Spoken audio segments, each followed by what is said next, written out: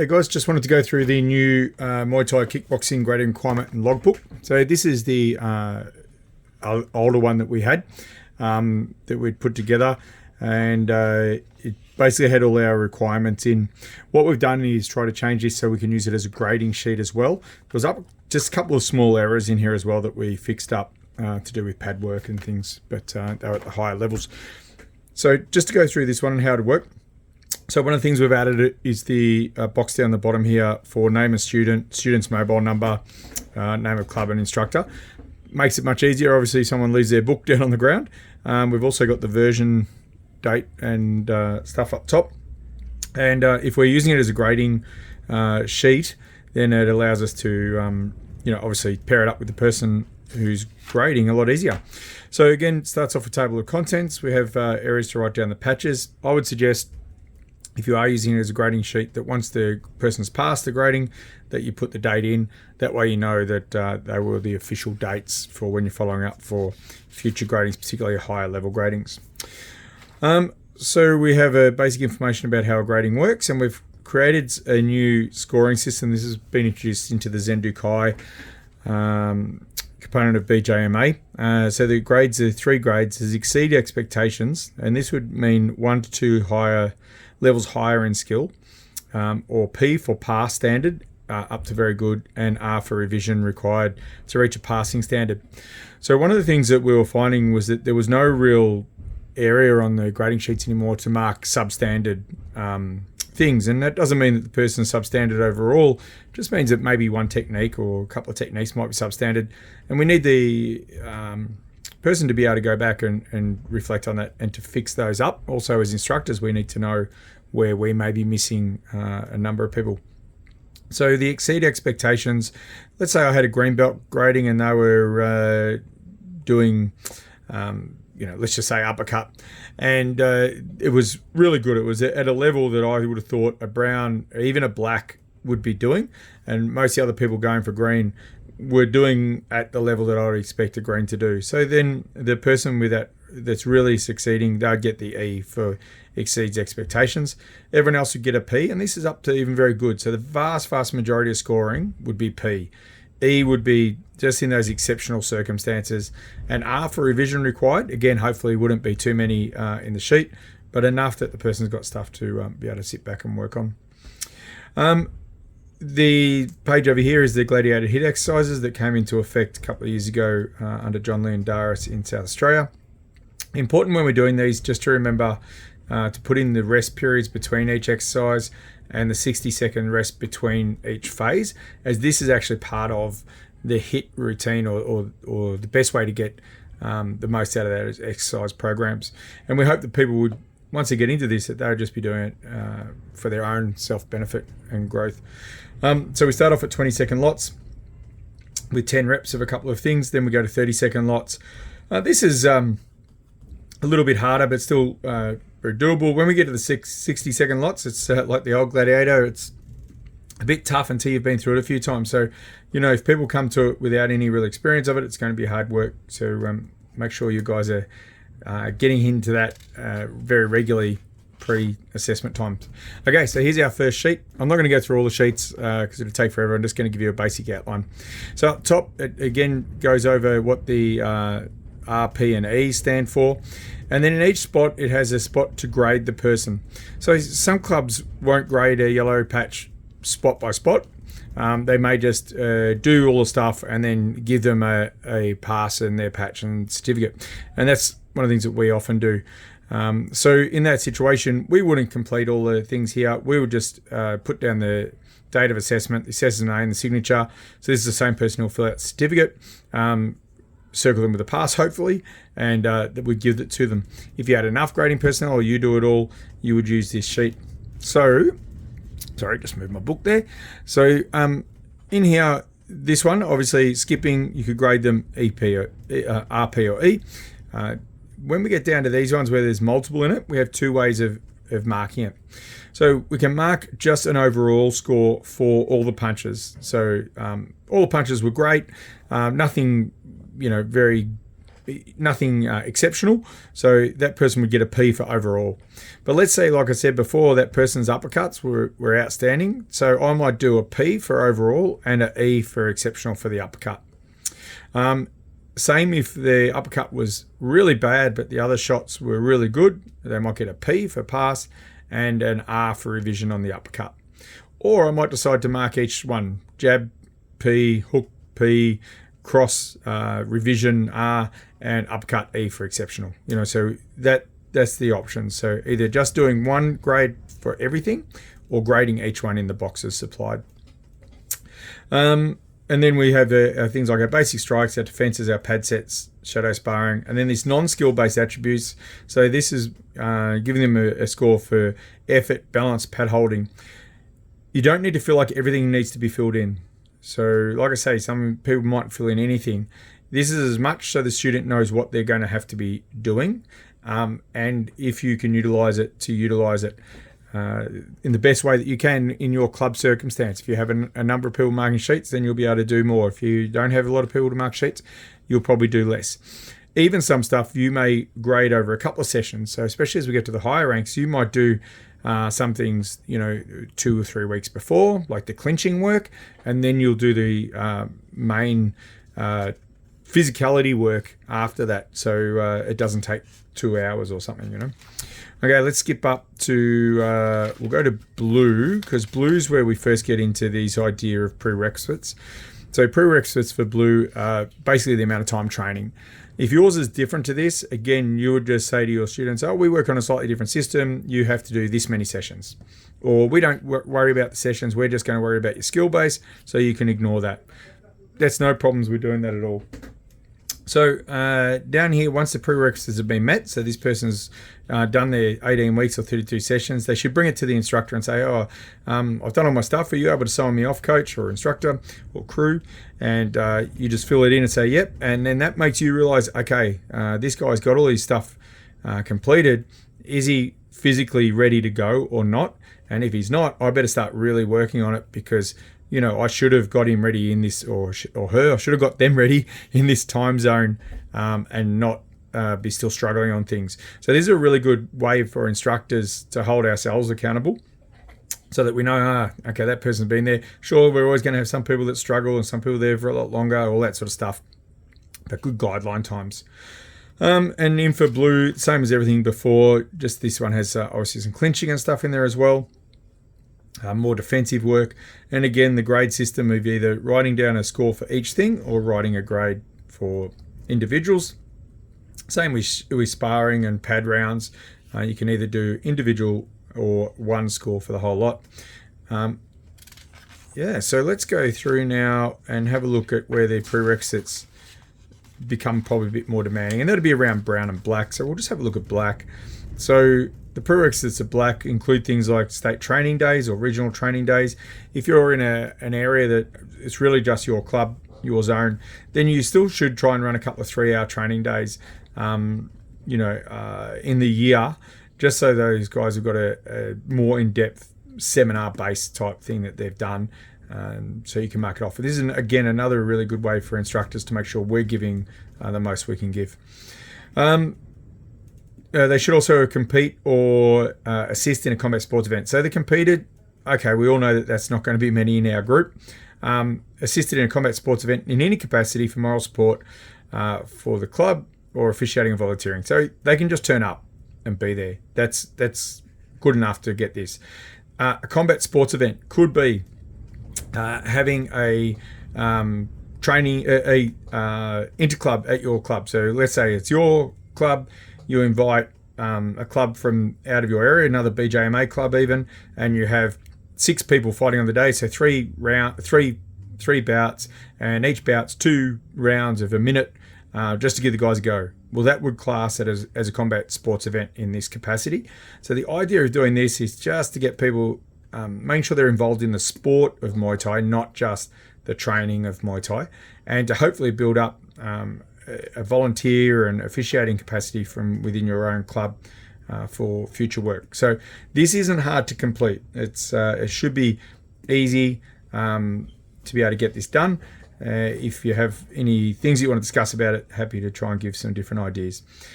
This level, we also bring in a working with children's check or regional legal equivalent. And the reason for this is the general public see anyone that's black belt, black patch, those sort of lines. If I was to say to them, what does that mean to you?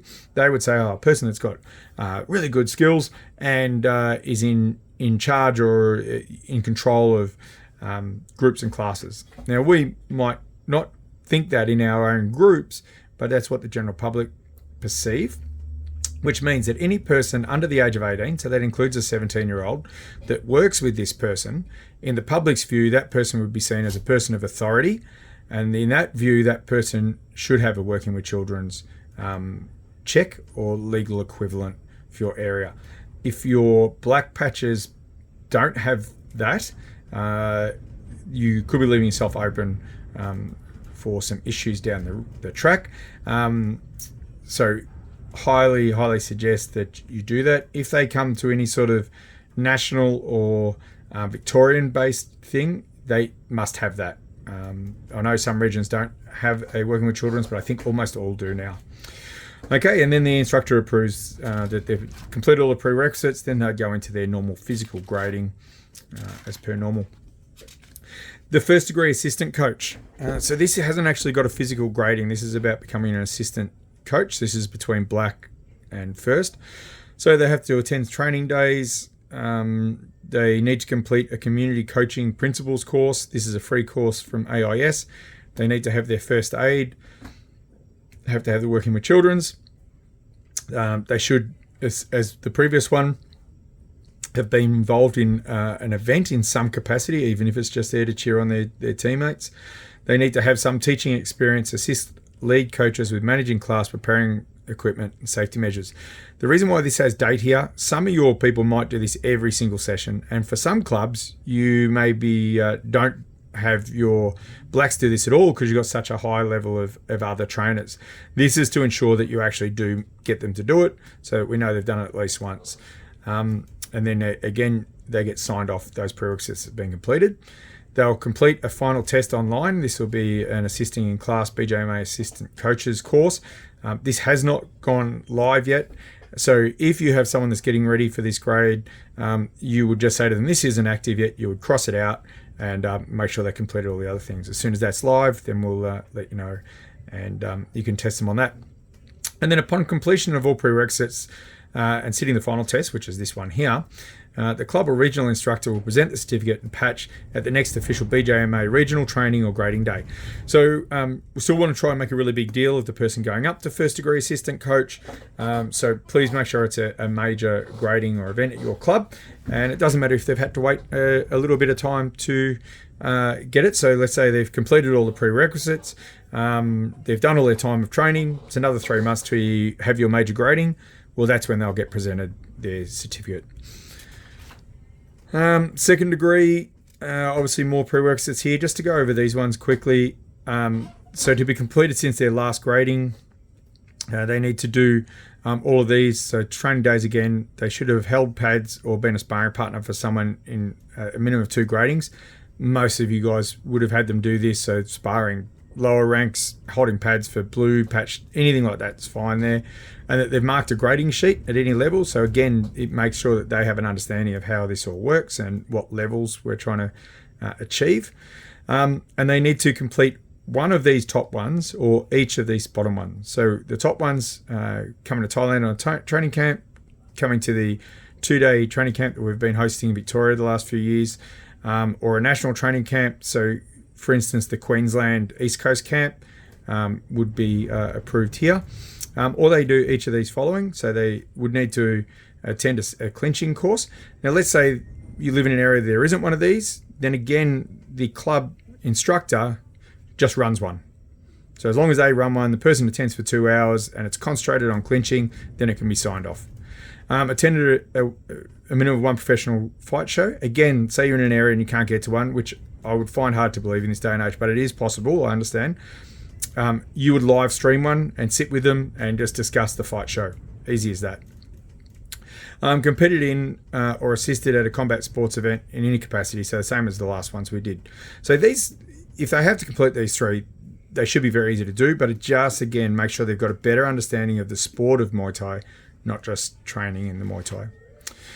They need to have done a minimum teaching experience. So if they run their own club, then they just put the name of the club, that's done. If they don't run their own club, again, as head instructors, we need to make sure we've given them time to actually learn components. So we get them to take 4 10-minute warm-ups. We get them to do pad sets that they explain and drill and correct, and a technical skill explanation. So rather than just giving sets on the pads, we need them to teach something. So it could be teaching how to do a round kick, could be teaching how to do a check to a round kick, so it's more skill based than just calling out the pad sets. And then they would do their physical tests, which is the same as it's always been, but we've just broken it down here a little bit different. So we've got our skipping, then our gladiator stuff. We're going to sparring. We call this round 1. So shadow sparring, doing boxing. Then we do our 2 rounds of pads on focus pads. And instead of doing 3, 3, 3 on the pads, we've taken out a couple of the kicking, the kick shield rounds, and we've taken out one of the focus pad rounds. As the vast majority of trainers have found that the Thai pads are a much better way to represent those skills and to keep the person working. So it'll be 2 rounds of focus pads. Then shadow sparring, showing kicking and knees, and then they would do 1 round, on the kick shield. So this is up to round 5 now. And then round 6 is another shadow sparring round, showing all their Muay Thai. Then they do their 6 Thai pad rounds. So 6 rounds on Thai pads at 3 minutes, and then clinching, and then their sparring. Now let's say at your club or your area, you do the sparring first and then everything else last, or you put the clinching in the middle. That's all fine. You don't have to follow the order necessarily, as long as your regional head says you can do it however you like. So the book isn't saying it all has to be logged like this. This is just so we can separate the things out. It's easier to mark them and pass them. Normal stuff here. Now, a couple of years ago, there was a stage where all ranks above 5th degree for all styles, it was decided that all BJMA styles finished at 5th degree, and then all art ranking after that was done in Tara Miliata, an overriding style. That's since been changed again here in Victoria, at least, and each other state. I'm not 100% sure on what they're wanting to do, so make sure you speak to your state regional representative. So for here, we're only going up to 5th degree in this book, and I'll produce the other degree ranks shortly. They've already been done because we did them a couple of years ago before the change happened. So we'll just reinstate those because everyone agreed with them, and the regional areas generally agreed as well. So for 5th degree, there isn't a physical grading, but for 4th degree, there is still a physical grading. So at 5th degree, we're looking at more prerequisites in the 5 years past, and then they would receive a state level coach. So state level coach means that they should be able to coach people up to state level. It also means that they should be able to run seminars as a state leader for that. The next levels up will be nationals and international levels. So some of the things, like for 4th degree, will include doing things like how to wrap, how to do a pre-fight massage, completing a referee or judge's course in Muay Thai. And now that can be under any jurisdiction thing. It's just a matter of getting it done. Preparing someone to go for 2nd degree. These aren't some of these need to be done, and some of them are need to be done since your last grading. Some of them just need to be done since you started training. So different things to different people. So again, there's some scope that you can adjust and change things. This one's working on a point system, as has been discussed in the past. So you need to get 4 points. So for some trainers, this would be super easy. Some might have had someone that's got to a state level, a state title, so they automatically get 3 points. Other clubs won't have any fighters at all, so you'd ignore this top part and you go, okay, we've had someone grade to 1st degree and 2nd degree. That gets us our 3 points. We've had someone, I've completed a BJMA pad holders course, there's my other point, there's my 4 points. So again, it shouldn't be hard. There's lots of options on this, and they're just staged at different points. So some things, yes, no, you may not ever do or have any interest in, but other people may. Okay, so I hope that goes over it all fairly clearly. So the scoring, again, you can either do for each thing, or you can do in groups like on the side. And the scoring that we're using is E for exceptional, P for pass, and R for revision. Thanks, guys. These books, you can either, so there's a PDF that I've already put up. You can just go and get it printed at Snap Printing or something like that. You can either get them to bind it in a binder simple like this, which is cheap. You can get them to do a staple bind, which is more expensive. And the original books we did that we got from Thailand had the special glue bind, which was a very nice book and much thicker paper, but they cost about $15. I think these ones cost about $10 to print. These ones, when I do them on my own here and just bind them myself, these cost me about $4 to do. So you don't need to buy them off me or anyone else. You can just print them and do them yourself. Or if you would like to buy them off me, contact me and I'll get some sent out to you when we get them made up. Thank you.